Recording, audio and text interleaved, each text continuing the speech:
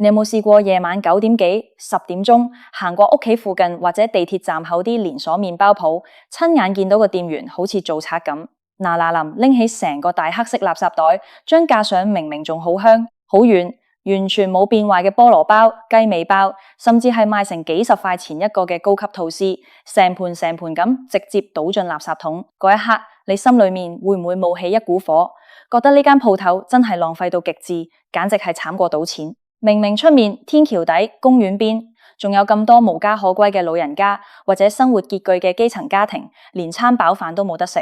點解呢啲麵包鋪寧願將新鮮麵包當成垃圾咁掟，都死活唔肯免費送俾有需要嘅人，甚至連自己啲員工想拎返屋企食都嚴格禁止？你以為呢啲老闆純粹係冇良心、冷血，或者係大資本家嘅傲慢？如果你真係咁諗，咁你就太天真啦。今日我就要以一個喺飲食業同連鎖零售業打滾咗10幾年嘅內行人身份，同大家大踢爆呢個看似極度不近人情，甚至乎有啲冷酷嘅麵包鋪收鋪黑幕。背後呢3個真相唔單止牽涉到幾十萬嘅商業計謀，仲隱藏住法律、人性同埋成個香港商業社會最殘酷嘅運行邏輯。聽完之後，你可能會徹底改觀，甚至覺得呢種看似冷血嘅做法喺現行嘅體制裏面，竟然係唯一嘅無奈之舉。我哋先返去一個最直觀嘅場景，想象一下喺2024年嘅今日，你喺旺角或者灣仔嘅街頭睇住一個30幾歲嘅麵包鋪店員，將一袋袋估值幾百甚至幾千蚊嘅麵包，砰一聲扔落街邊嘅大型垃圾桶。好多過路人睇到呢幕，都會喺心裏面暗罵呢間鋪頭真係折墮，好人好者點解唔做下善事，送俾深水埗啲老人家，或者送俾附近嘅清潔工，即刻陰德都好過咁樣扔咗佢啊！但係內行人話你知，第一個最直接，亦係最令所有麵包鋪老闆聞風喪膽嘅冷血黑幕，就係食安法律責任與無限訴訟風險。喺香港呢個高度法治同埋訴訟文化極度成熟嘅社會，做生意最怕嘅唔係賺少咗錢，而係踩中法律陷阱。好多人會諗，麵包係免費送俾你食嘅，做人要懂得感恩，萬一食完拉肚子，難道仲意思告人咩？現實偏偏就係咁殘酷。喺2018年嗰陣，香港曾經有一間規模唔算大嘅獨立麵包店，老闆娘好有心，見到每晚收鋪都剩返20幾個麵包，覺得好可惜，於是就決定每晚10點半收鋪之後，將啲剩餘嘅麵包用乾淨嘅透明袋包好，擺喺店門口嘅凳仔上面，仲寫住免費自取，送完即止，祝你有美好的一天。開頭嗰2-3個星期氣氛非常好，附近啲老人家同埋基層街坊都好開心，甚至有人寫感謝卡貼喺門口。但係好景唔長，去到大概第3個月嘅時候出咗大事，有一個50幾歲嘅男士拎咗個放喺門口嘅火腿芝士包返屋企，結果第2日急性腸胃炎入院，睇醫生花咗幾千蚊。呢位男士同佢屋企人第一時間唔係諗呢個係免費麵包，而係直接跑去食環署投訴。仲寵咗律師，準備告呢間麵包店索償，理由係麵包喺室溫下擺放過久，火腿同芝士滋生咗金黃葡萄球菌，導致佢食物中毒同埋失業幾日嘅收入損失。雖然老闆娘委屈到喊，覺得自己係好心做壞事，但係喺法律層面上，法例唔會因為你係免費贈送就免除你嘅食品安全責任。只要個麵包係由你間鋪頭製造同發出，你就必須對食咗呢個麵包嘅人嘅健康負上100%嘅法律責任。香港現時並沒有一套完善嘅好人法或者食品捐贈免責法案，去全面保障免費捐贈食物嘅商戶。萬一食咗你免費麵包嘅人出現嚴重過敏、急性腸胃炎，甚至乎係老人家身體差引致併發症，食環署一旦介入調查，輕則罰款、勒令停業整頓，重則可能要面對昂貴嘅民事索償同埋商譽，徹底破產。對於一間連鎖麵包店嚟講，一個定價15蚊嘅麵包，如果免費送出去，潛在嘅法律賠償風險可能係幾十萬甚至上百萬。任何一個正常嘅商業機構喺權衡過做善事獲得嘅微弱名聲同埋可能導致公司破產嘅法律風險之後，都會毫不猶豫地選擇最安全嘅做法，將麵包當成垃圾扔掉，因為只有扔進垃圾桶，並且喺垃圾袋裏面淋水或者毀壞佢，徹底打破佢嘅食用價值。喺法律意義上，呢啲麵包先算係正式報廢，公司先可以徹底切割任何後續嘅食安責任。可能你會問，咁唔可以喺袋上面貼個貼紙，寫明免責聲明，食咗有事概不負責咩？內行人話你知，喺法律上呢啲私下簽署或者單方面聲明嘅免責條款，喺涉及個人身體健康同生命安全嘅領域，基本上係完全無效嘅。法官只會睇個食品喺發放嘅那一刻係唔係符合食安標準，呢個就係第一個黑幕。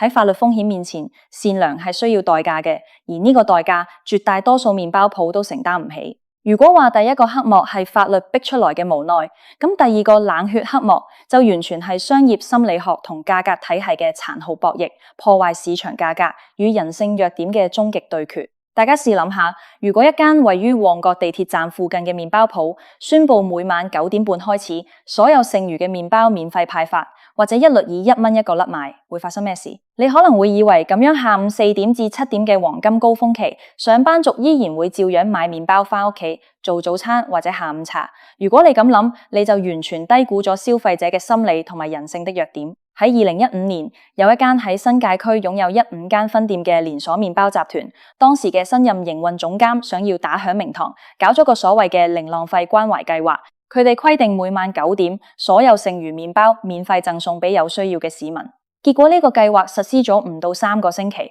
成個集團嘅營業額出現咗斷崖式嘅下跌，降幅高達36%。原因好簡單，消息一傳十，十傳百。附近成個社區嘅居民，包括原本喺6點幾放工順手買麵包嘅上班族，全部分流去咗9點鐘嘅免費隊伍。大家嘅心理好簡單，明明等多2個鐘就可以免費拎，我點解要喺6點鐘花20蚊買？更離譜嘅係，每到8點半，鋪頭門口就已經排咗一條長長嘅人龍，嚴重阻住咗正常營業。甚至有啲原本想花錢買麵包嘅顧客，睇到門口排成咁，都覺得尷尬或者麻煩而選擇走人。最令經營者心寒嘅係人性嘅貪婪。當免費麵包成為習慣，大家就會覺得呢個係理所當然嘅權利。有一次，因為嗰日生意太好，剩低嘅麵包只有平時嘅1/3，排喺隊尾嘅10幾個市民竟然喺門口大吵大鬧，指責店員私自藏起啲麵包，甚至鬧老闆假慈悲、做樣、欺騙大眾感情，甚至仲有人因為搶麵包而喺門口打架。呢個真實個案喺行業裏面傳開之後，成為咗成個香港麵包界嘅典型教科書案例。所有連鎖店嘅高層都得出咗同一個結論：免費係世界上最昂貴嘅行銷，亦係最容易摧毀一個品牌嘅毒藥。商業世界有一條鐵律，叫做價格錨定。一旦顧客心裏面建立咗呢間鋪頭嘅麵包喺9點之後係唔需要錢嘅印象，你白天賣15蚊一個菠蘿包嘅價值感就會瞬間崩塌。顧客會覺得你白天賣咁貴係喺度搶錢，利潤暴利，從而對品牌產生厭惡感。所以連鎖麵包鋪寧願將麵包扔進垃圾桶，都絕對唔可以破壞白天的價格體系。佢哋需要營造出一種產品供不應求，賣完就冇，每一分錢都值呢個價嘅稀缺感。即使要搞打折，例如8點半之後嘅買2送1或者8折優惠，都必須嚴格控制折扣力度同埋時間點，絕對唔可以跨越免費呢條紅線。講到呢度，可能有人會問，就算唔送俾外人，咁送俾自己鋪頭嘅員工，或者俾員工帶返屋企食，總算係一種福利吧？又唔會破壞外面的市場價格，又可以幫員工省錢，點解連呢點都做唔到？呢個就帶出咗第3個，亦係最殘酷、最撕裂人性的內行人黑幕：管理道德風險與供應鏈嘅鏈條失控。如果你去問任何一個喺連鎖麵包店做過3-5年嘅老店長，佢哋都會苦笑着同你講，如果公司允許員工喺收鋪之後自由帶走剩餘嘅麵包，咁樣呢間鋪頭嘅損耗率，即係扔掉嘅麵包數量，會喺1個星期之內飆升3倍以上。呢個唔係憑空捏造，而係管理學上非常著名嘅道德風險 （moral hazard）。想象一下，你係一個負責喺下午4點到6點打麵包或者烘焙嘅師傅。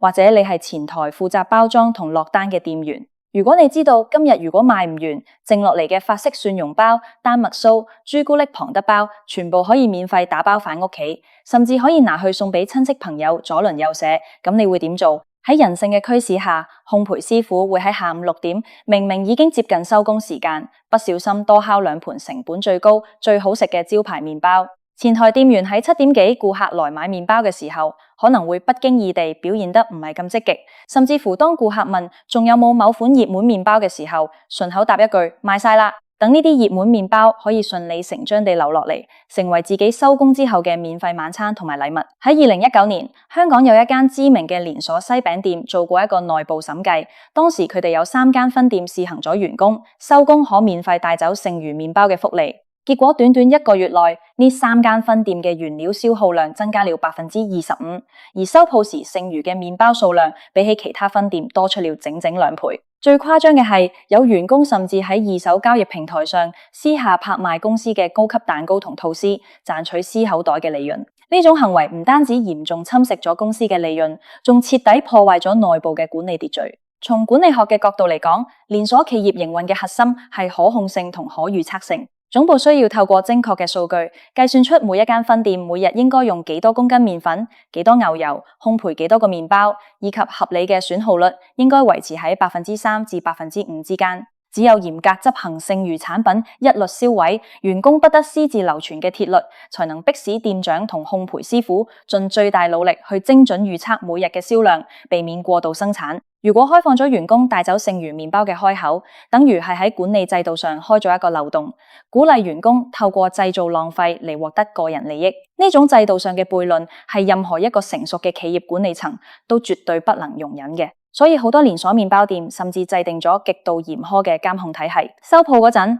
店員必須喺閉路電視 CCTV 嘅全程監控之下，將剩餘嘅麵包數個數，詳細記錄喺 POS 系統嘅報廢單上面。計完數之後，店員要當住鏡頭嘅面，將麵包撕碎或者淋上清潔劑、水，然後裝入黑色大垃圾袋，綁緊袋口，親自扔落街邊嘅大型垃圾箱。如果發現有員工私自拿一個麵包食，或者偷拿返屋企，喺好多大公司裏面，呢個唔係普通嘅違反公司守則，而係直接被定義為盜竊公司財產，會被即時解僱，甚至報警處理。聽起來係咪好冷酷？係咪覺得好冇人性？但係喺大公司嘅營運邏輯裏面，呢個係維持幾百間分店、幾千名員工制度有效運作嘅唯一方法。講到呢度，大家可能會覺得好悲哀。難道喺資本同商業邏輯面前，珍惜食物呢種中華民族嘅傳統美德，就真的要被踩喺腳底？難道就真係冇一個方法可以兼顧商業營運、法律風險同埋食物回收嘅善意咩？